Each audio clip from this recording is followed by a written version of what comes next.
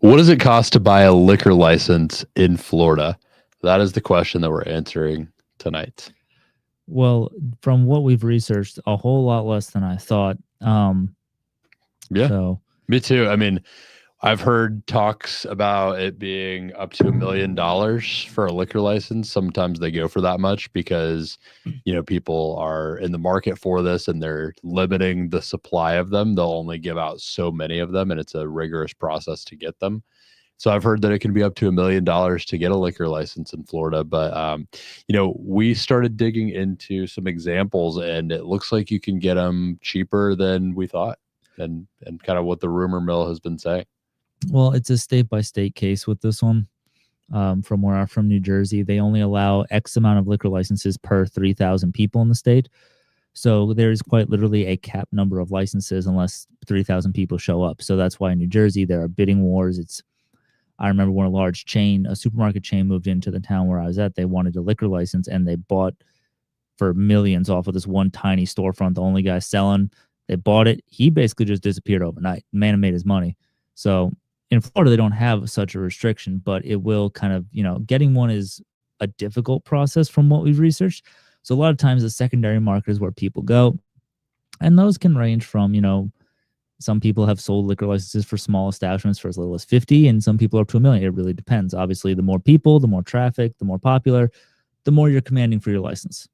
But at the end of the day, like any businesses we look at, they're only worth what someone's willing to pay for them, right? That's what the market dictates. So we thought we'd just pull up a couple examples and kind of go through what it actually might look like to get one. Yeah, it's going to depend greatly on the establishment that has it, whether it's a bar, restaurant, or a liquor store, and what they're selling at and kind of what their position is on it. And quite honestly, how flexible they are. So the first example that we have is this is a Latin bar and grill with a liquor license. I'm going to try to see if we can figure out which one it is. We can't quite tell. But this looks like just your average kind of Mexican type restaurant. 2010s with the leaf wall and the neon, yeah. Yeah, we've all been to this place before. It is in Miami, Florida. So that's where the county is. The bar and grill has a liquor license. It's not making money. It's making $25,000 in cash flow a year. So razor thin margins, like you would expect from a restaurant, right? On $900,000 a year of revenue. So razor thin margins. I would probably be selling it too. Yeah, I mean, the rule of thumb is if you want to lose money, buy horses and own restaurants. That's kind of, you got to have a real airtight system to be profitable in a restaurant, or you just have to be there every single day doing it yourself. So we on the show are very against buying restaurants. We just don't really want to be in that world. But I think they're positioned themselves very well because yes, it's 10 times the cash flow, but really they're selling a liquor license at the end of the day. That's mostly what they're selling. Yeah, this as a business purchase is not worth almost anything. I mean, when something is below $100,000 a year in cash flow, even if it was decent profit margins, which this is, I'm gonna do the math on this real quick because it's abysmally low. 25 on it's almost 900 is just under 3%, 2.7%. So terrible, disgusting profit margins. And even if something had good profit margins, being under $100,000 a year in cash flow, it's going to be under a 1 times multiple most times.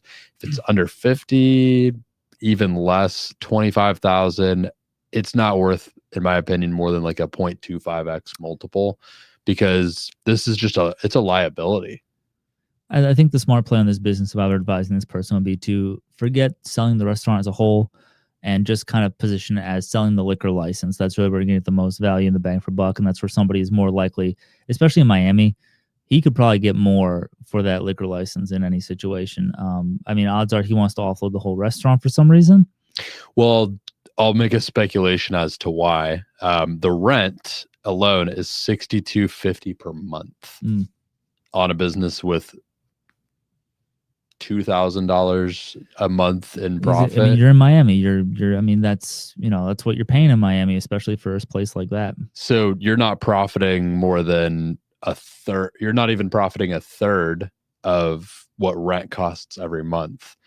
So one swing of a month, you're in the red. So this liquor license actually comes with a lot of liability on it, because if you buy this business, I'm assuming the owner wants to just get out of a sinking ship here, right? Well, it would also depend on the lease. If he is month to month, sure. If you're taking over like a lease on the space, that's what where I was getting at. That's where, I think if it was, if he was just on, if he wasn't under a lease, this probably would be a liquor license sale. But he's trying to really get this thing out of his hands. This is someone who's trying to cut their losses. So I think that, obviously, let's be generous and say it's a 1x multiple on the cash flow.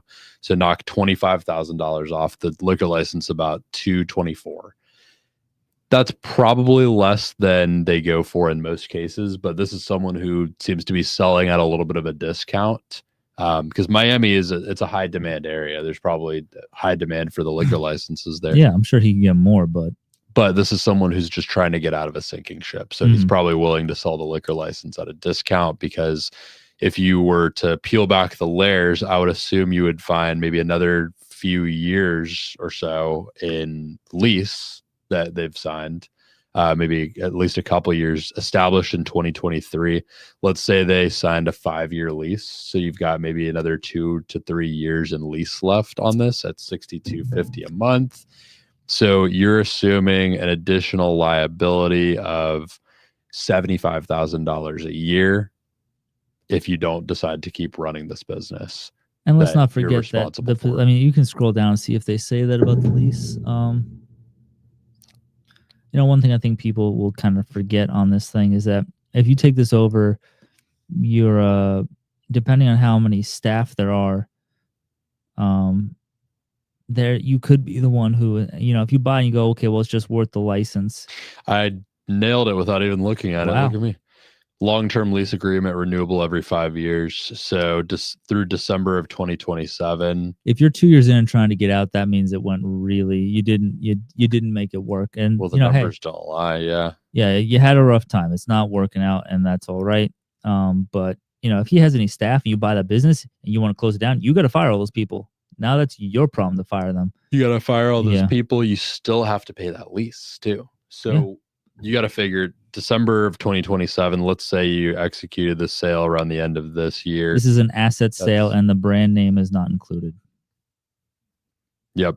So, I mean, that's not that you would really necessarily care to pay for the brand name here, but surprised that they're doing that.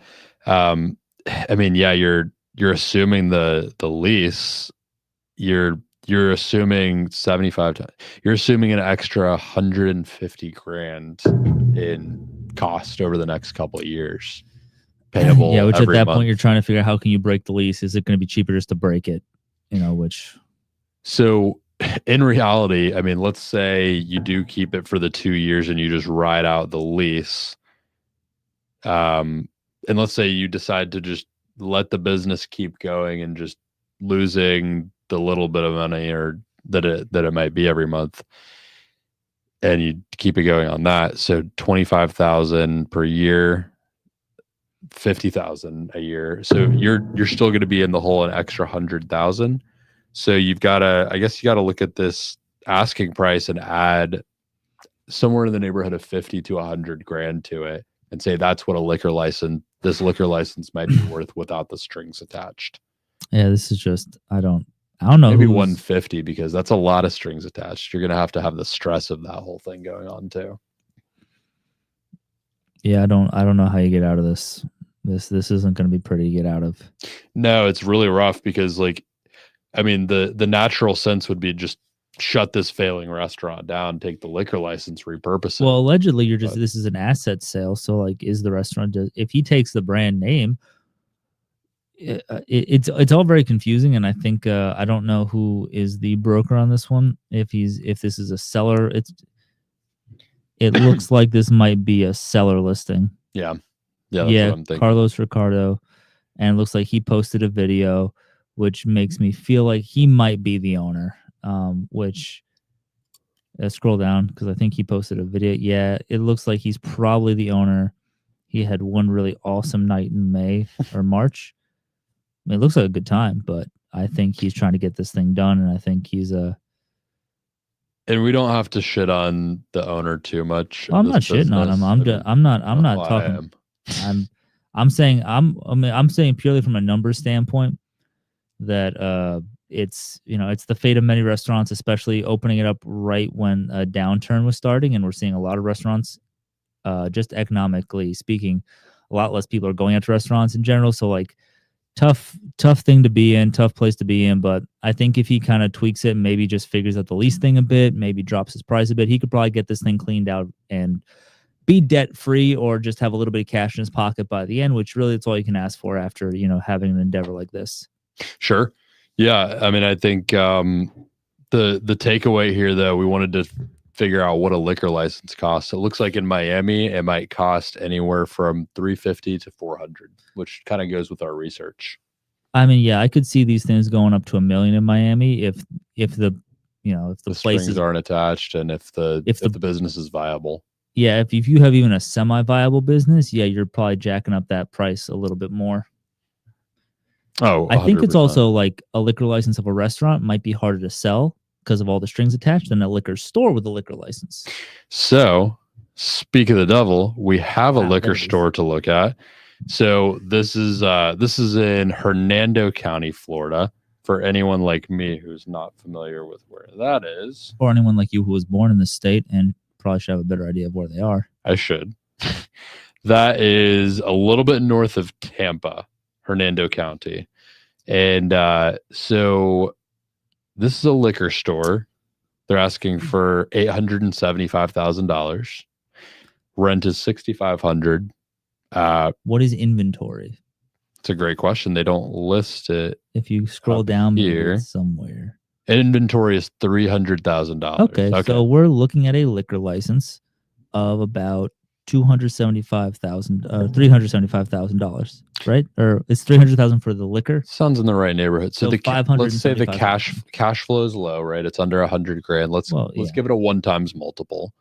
So just $80,000. So we'll chop off 80 from the 875, and then 300 in inventory. So that leaves about maybe 495 or so for the liquor license. This is one that's attached to a liquor store, a profitable liquor store. And the liquor license is obviously it's producing cash flow. So it's an established one as well. They're saying they did it over $1 million. And price is negotiable, so they're very aware of the situation. They understand they need to be kind of flexible with it. They have a lounge, which I mean they're not really talking about for the most part, which I guess is just a place that people can buy the liquor and drink it immediately. But good for your local alcoholics. Yeah, there's an extra $30,000 in FF&E too for furniture, fixtures, and equipment. So they're all their shelving and their freezers. So, I mean, I think it's a pretty good one. Hernando County is not necessarily very populous. It's not a kind of big developed area at this point in time. Yeah. You're outside of Tampa, where if most people want to go out drinking, they're going to go to Tampa. So I think for not north enough to be really Orlando adjacent either. I think as far as locale and everything else, I'd say this is probably appropriately priced. They're probably going to get closer to that 800 than not for this thing, but I think when you're talking about not middle of nowhere, but definitely human light, not full human, but human light area. I mean, give it 5-10 years, it'll be populated. Yeah, everybody's building, but I think it's about right. So it looks like the liquor license itself here, if we isolate it, it's going to be. As I took off 75 to say they might sell for 800 instead of 875, like you said. Leave a little negotiating room, and then I took off the 30,000 in FF&E, and it came out to about $390,000 is for the liquor license. $400,000 to $500,000. What is that? between like 400, 500K for liquor exactly. license. Yeah. So yeah, it's kind of holding steady to that, really anywhere from, I would say, 300 to 500, depending on what it's attached to, like what kind of context it has, what it can do. Because this has far less strings attached than the restaurant. I mean, it's comfortably making, 80,000. It's not a lot of cash flow, but it's comfortably making enough where if you wanted to operate this business, you could pay yourself to run it and be okay if you needed to. And it's making about 80,000, about $6,600 in cash flow a month. So, it's basically what your rent is. Not a super comfortable position to be in, but you're doing okay with this one. You're at least maintaining, and you could probably pay someone, I don't know, $60,000 to mostly run this for you, and just kind of make a little bit of profit, at least like have the value of the liquor license and wait that out. Interesting. I think it's definitely it's a better situation than the last one because there's a real tangible business behind it in the sense of like what it has being just purely liquor. So, I mean, always got to remember that, recent studies have come out, studies, data, whatever. A lot of talk has been happening about how the newer generations are not drinking as much. So you always have to kind of consider, okay, how do I pivot this thing as it is? But at the end of the day, people are still buying bottles of wine that are $50, $60, $100. People are still buying liquor. So, I mean, it's definitely not like this is the end of the alcohol industry, which it certainly won't. I don't know if that could ever happen, but always something to consider that you should definitely diversify what you have in your liquor store. Yeah, I think we're a very far ways away from Americans stopping drinking. Yeah, certainly. So we've got one more to look at here too. And we've looked at a bar and restaurant. We've looked at a liquor store. Now we're going to look at something totally different. This is literally just a liquor license by itself. So looks like it comes with absolutely no context other than just the liquor license. This is in Pinellas County, which specifically is, I'll show it on the screen here briefly. Pinellas County is kind of St. Petersburg, so good area. This is quite a populous area. That's Pinellas County. I mean, yeah, as long as the hurricane doesn't come through, you're doing okay. Unfortunately, it is now a hurricane area, but man, hurricane parties. Yeah, people want to drink before hurricanes. They're worried about them, and people want to drink after them. During, and after, yeah. So I mean, this is the amount of beachside bars, the amount of like this is a good county to flip this in. Yeah, and so this one is just the liquor license. They're asking $560,000, so a lot higher than the other two. Not higher in total price, but higher in license price and just liquor license price. This is a 4COP license authorizing on-premise consumption and off-premise package sales of beer, wine, and spirits, which is interesting. It sounds like that means you could make this into something where you're selling takeaway beverages as well, which opens you up to another revenue stream. And it looks like you can get financing for up to 75% of the actual sale price too, 12% interest. Not terrible. I mean, with the SBA out of operation at the moment, 12% is not awful. SBA is 10 to 12%. They're taking the top line of SBA and they're offering you a 25% down, which I think if you're getting into this, you probably already have that sort of cash tucked aside because you're planning. If you're buying a liquor license, you already clearly have a plan or have liquor that you wish to sell or have a network to sell to. So I don't think this is bad for somebody getting into it or somebody who has a possibility of something to do with this. So if you had investors or people who you were doing something with, that's an easy funding. It is. Yeah. And it's just, I find it very interesting, the trend here, that also very confusing that it says it's listed in Seminole, Florida, but it's Pinellas County. Weird. Two totally different counties. But I find it very interesting, the trend here, that the liquor license seems to be worth a lot more when it doesn't have strings attached, when it's not attached to an actual bar or restaurant or liquor store. Yeah, I mean, it's kind of because it's a choose your own adventure type deal. You don't have to take over a business. You don't have to actually take on any work. You're just buying the right to do something. So it kind of gives the purchaser and the entire, kind of landscape of make your own adventure type deal. So I think that's why when there's no strings attached, it's much more appealing because you have that kind of what could be instead of what is. So, like when you're selling anything, or when you're being sold something, there's always a story. There's always kind of like imagine you're always kind of being put into the position of after you have completed this, what your life is like. And I think with a liquor license, it's the same thing. It's a liquor license. You can do whatever you like. You could sell it. You could buy it. You can sell the mixed drinks. Like, it's a much more appealing thing when it's you doing the decision making and not taking over a very niche restaurant or a liquor store. Yeah, that's a great point. And again, great county for it to be in. What do you think about the pricing on a liquor license? I mean, tell us in the comments what you guys think as far as like what you were expecting when you clicked on this. Like, did you think it was going to be more? Did you think it was going to be less? Sounds like the final kind of answer that we came to is 3 to, on the high end, $600,000. I bet you could get this one for 500 flat if you negotiated a little bit. But it sounds like $300,000 to $500,000 is what you expect to pay for a liquor license in Florida. And like many things, it's very particular. There's only a certain subset of people who want to buy a liquor license, and there's probably even fewer that are selling. So I think it's one of those markets where I'm sure if these were easy to sell, we would never see these.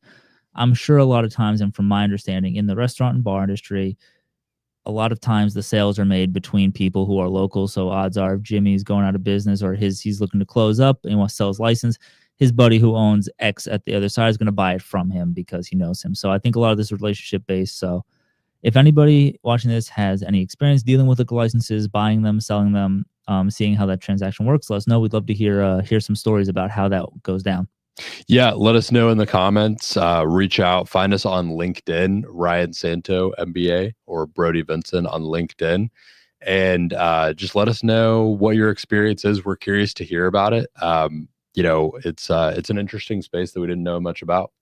No, I think it's I've always said, even from our earliest episodes, that I think liquor stores are great businesses as far as retail goes, because it's something that, even though we see it not as popular, it is a very steady industry, and people like to drink from time to time. Even when people are backing off, they still want to have a good time.